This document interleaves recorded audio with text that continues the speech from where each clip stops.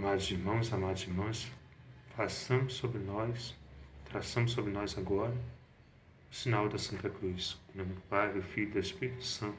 Amém. Peçamos ao Espírito Santo, nesse momento, o seu auxílio, a sua proteção, a sua vinda, a sua ação, a sua presença em nossas vidas, em nossos corações, abrindo os nossos corações cada vez mais ao amor infinito e incondicional de Deus por nós, seus filhos, suas filhas. Peçamos ao Espírito Santo que aumente em nós o nosso amor, a nossa fé, a nossa esperança, a nossa confiança em Deus, no amor de Deus, no cuidado de Deus, em nosso Senhor Jesus Cristo. Peçamos ao Espírito Santo que torne o solo do nosso coração solo fecundo, solo fértil, para bem acolher tudo o que nosso Senhor Jesus Cristo quer nos ensinar por meio do seu Santo Evangelho dos dias de hoje, para que assim o nosso coração possa produzir muitos frutos de amor, de bondade, de misericórdia, de paz, que contribua com a obra salvífica de Deus em nossas vidas e com a obra salvífica de Deus na vida de todos os nossos irmãos e todas as nossas irmãs. Por fim, peçamos ao Espírito Santo que possa abrir os nossos ouvidos também, para bem ouvir tudo aquilo que Deus, nosso Senhor Jesus Cristo, quer nos ensinar, nos comunicar, nos dizer, por meio do seu Santo Evangelho dos dias de hoje. Por isso, rezamos juntos. Vinde, Espírito Santo, enchei os corações vossos fiéis, e acendei neles o fogo do vosso amor, e enviai, Senhor, o vosso Espírito, e tudo será criado, e renovareis a face da terra. Oremos, ó Deus, instruís os corações dos vossos fiéis, com a luz do Espírito Santo, fazei que apreciemos certamente todas as coisas, segundo o meu Espírito, e gozemos sempre sua consolação. Por Cristo, Senhor nosso. Amém. O Evangelho de hoje está em São Marcos, capítulo 12, dos versículos 1 ao 12. O Senhor esteja conosco, Ele está no meio de nós. Proclamação do Evangelho de Jesus Cristo segundo Marcos. Glória a vós, Senhor. Naquele tempo, Jesus começou a falar aos sumos sacerdotes, mestres da lei e anciãos, usando parábolas. Um homem plantou uma vinha, cercou-a, fez um largar e construiu uma torre de guarda. Depois arrendou a vinha a alguns agricultores e viajou para longe. Na época da colheita, ele mandou um empregado aos agricultores para receber a sua parte dos frutos da vinha. Mas os agricultores pegaram o empregado, bateram nele e o mandaram de volta sem nada. Então o dono da vinha mandou de novo mais um empregado. Os agricultores bateram na cabeça dele e o insultaram. Então o dono mandou ainda mais outro, e eles o mataram. Trataram da mesma maneira muitos outros, batendo em uns e matando outros. Restava-lhe ainda alguém, seu filho querido. Por último ele mandou o filho até os agricultores, pensando: eles respeitarão meu filho. Mas aqueles agricultores disseram uns aos outros: esse é o herdeiro, vamos matá-lo, e a herança será nossa. Então agarraram o filho, mataram e o jogaram fora da vinha. Que fará o dono da vinha? Ele virá, destruirá os agricultores e entregará a vinha a outros. Por acaso não lestes na Escritura: a pedra que os construtores deixaram de lado tornou-se a pedra mais importante? Isso foi feito pelo Senhor e admirável aos nossos olhos. Então os chefes dos judeus procuraram prender Jesus, pois compreenderam que havia contado a parábola para eles. Porém, ficaram com medo da multidão e por isso deixaram Jesus e foram-se embora. Palavra da salvação. Glória a vós, Senhor. Amados irmãos, amadas irmãs, nós vemos no Evangelho de hoje, nosso Senhor Cristo dizendo a parábola da vinha para os sumos sacerdotes, mestres da lei e anciãos. Uma vez que o dono da vinha plantou a vinha cuidou da vinha e depois a arrendou para os agricultores. Esses agricultores, o dono da vinha é Deus, e os agricultores eram sumos sacerdotes, mestres da lei e anciãos. E na época da colheita, o dono da vinha mandou um empregado até a vinha, até os agricultores, para receber a sua parte dos frutos da vinha. E os agricultores bateram, insultaram, prenderam e mataram o empregado. E assim o dono da vinha foi mandando um empregado atrás do outro, logo depois do outro. Ele mandou muitos empregados, e os agricultores os prenderam e os mataram. Por fim, o dono da vinha enviou seu filho querido, seu filho unigênito, pensando: eles respeitarão meu filho. Mas os agricultores, ao verem que era o filho do dono da vinha, o prenderam e o mataram, a fim de ficar só com a vinha toda para eles. E nosso Senhor Jesus Cristo disse: quando o dono da vinha voltar para sua vinha, ele virá, destruirá os agricultores e entregará a vinha a outros. Quem são os empregados enviados pelo dono da vinha, por Deus? Os profetas, os mensageiros, os escolhidos enviados por Deus. E quem é a vinha? Os filhos e filhas de Deus, a criação de Deus, a humanidade, toda a igreja de Deus, todo o povo de Deus. O filho do dono da vinha, quem era? Nosso Senhor Jesus Cristo. Então, nosso Senhor Jesus Cristo estava se referindo a ele, que o filho do dono da vinha veio até eles, até os agricultores o prenderam e mataram. Porém, o dono da vinha virá, destruirá os agricultores e entregará a vinha a outros. E de fato, isso aconteceu. Antes de ser preso, de ser morto, nosso Senhor Jesus Cristo foi 100% Deus, 100% homem. Ele, que é o próprio Deus, que é a segunda pessoa da Santíssima Trindade, que é o Filho unigênito do Pai, que é o Filho querido do Pai, ele tirou o seu povo, seus filhos, a sua igreja, a sua vinha, dos agricultores e entregou a vinha, a sua igreja, o povo amado, o povo querido de Deus, para outros. Quem foram os outros? Foram os apóstolos,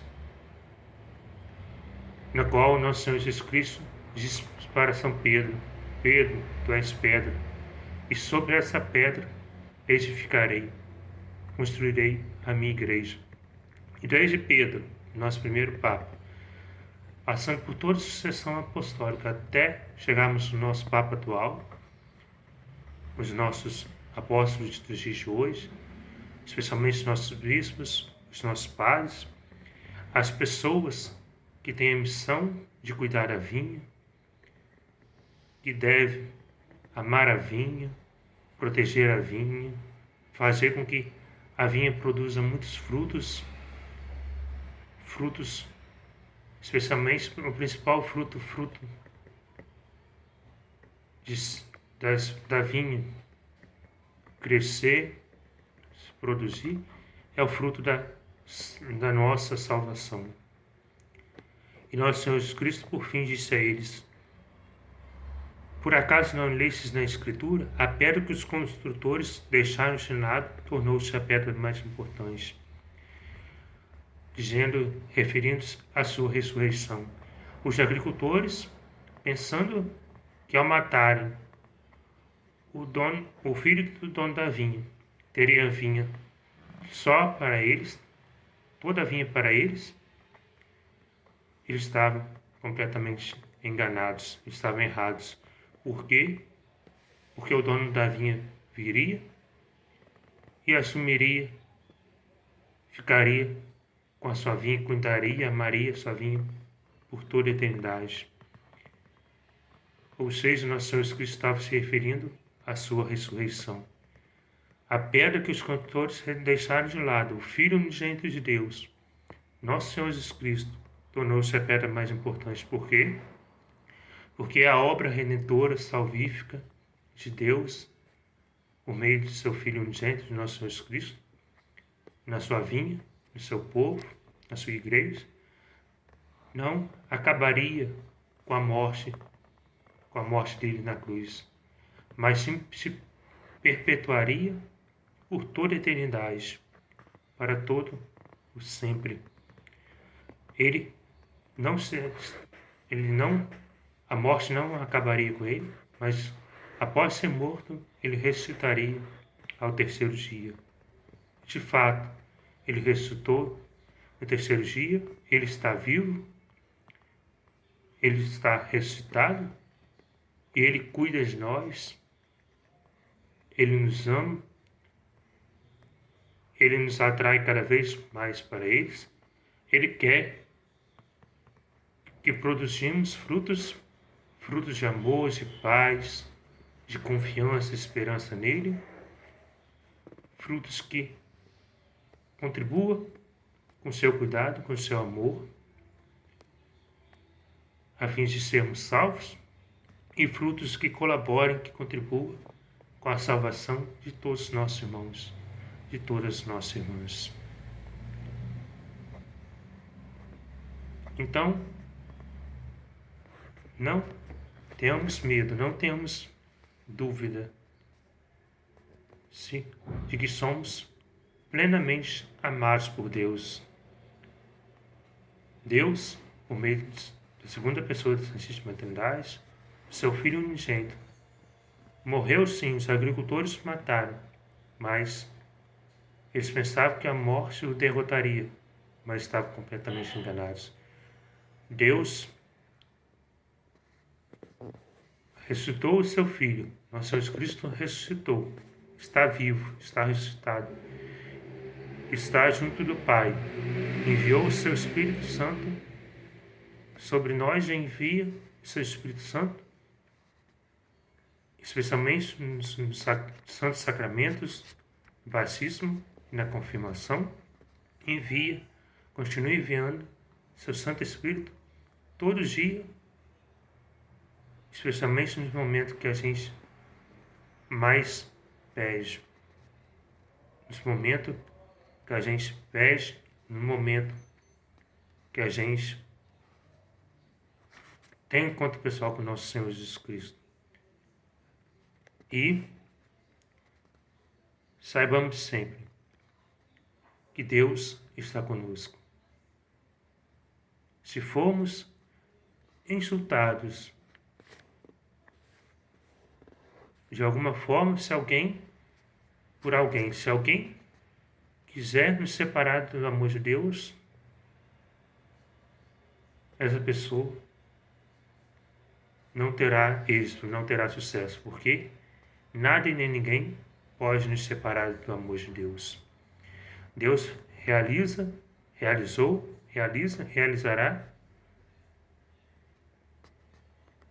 grandes obras, grandes milagres, grandes feitos em nossa vida, para que sejamos salvos, para que tenhamos a vida eterna, para estarmos unidos em comunhão, em amizade, cada vez maior, até chegar um dia que estaremos junto a Ele, contemplando Ele, nosso Senhor Jesus Cristo, face a face, amando, servindo, honrando e glorificando a Deus por toda a eternidade. E nosso Senhor Jesus Cristo, a morte não o derrotou. Ele venceu a morte. Ele vence a nossa morte tudo aquilo não é que há em nós que não agrada a Deus, que nos afasta de Deus, que impede, que atrapalha o amor de Deus em nossas vidas, a nossa salvação e que atrapalhe com que sejamos instrumentos de Deus, canais de Deus, cada vez mais em mais semelhança de Deus. Tudo aquilo, Deus retira de nós tudo aquilo que atrapalha na nossa vida com que transmitimos,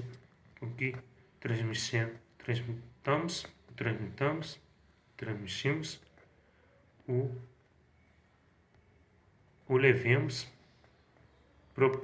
possibilitamos, providenciamos o encontro dos filhos das filhas amadas de Deus para com nosso Senhor Jesus Cristo.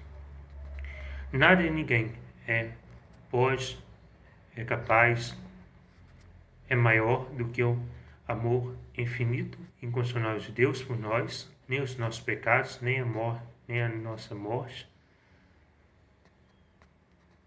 E nada e nem ninguém pode nos separar, nos impedir de ser canais, de ser instrumentos, de cumprirmos a nossa missão, de cumprirmos aquilo que Deus nos destinou, aquilo que Deus nos confiou, que contribua, que colabore com a salvação de todos os nossos irmãos e todas as nossas irmãs.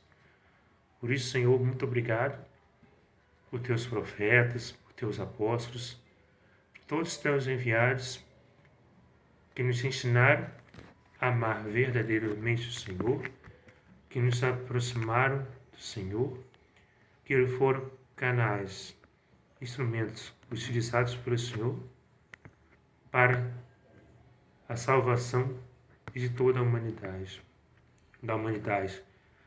de muitas almas, de muitos filhos, de muitas filhas que o acolheram, que o seguiram, que o amaram, que o buscaram. Muito obrigado, Senhor, que nada e nem ninguém pode nos separar, nos derrotar, impedir com que a sua obra salvífica, o seu amor, ocorra em nossa vida, a tua salvação ocorra em nossa vida. Muito obrigado, Senhor, por nos ensinar cada vez mais a ter um coração aberto, disposto a Ti. Muito obrigado, Senhor, por nos atrair sempre a Ti. Muito obrigado, Senhor, por teu amor incondicional, o teu amor infinito que vence todos os nossos pecados, que vence a nossa morte, que vence tudo aquilo que nos separa, nos divide de Ti. Muito obrigado, Senhor, por nossos apóstolos dos dias de hoje, por nossos bispos, por nossos padres. E muito obrigado, Senhor, por também ser um empregado Teu, um missionário Teu, um escolhido Teu, um enviado Teu, para contribuir com a salvação de todos os nossos irmãos e de todas as nossas irmãs que o aceitarem, que se arrependeram dos seus pecados e que o amaram e que o buscarem. Muito obrigado, Senhor, por tanto amor, por tanto cuidado, por tanto carinho que tem para conosco. Muito obrigado, Senhor, por nos conduzir à vida eterna, por querer o nosso coração. E a partir da nossa abertura do nosso coração, Senhor, o Senhor nos transformar cada vez mais, nos converter, nos santificar e nos salvar. Glórias e louvores sempre a Ti por toda a eternidade.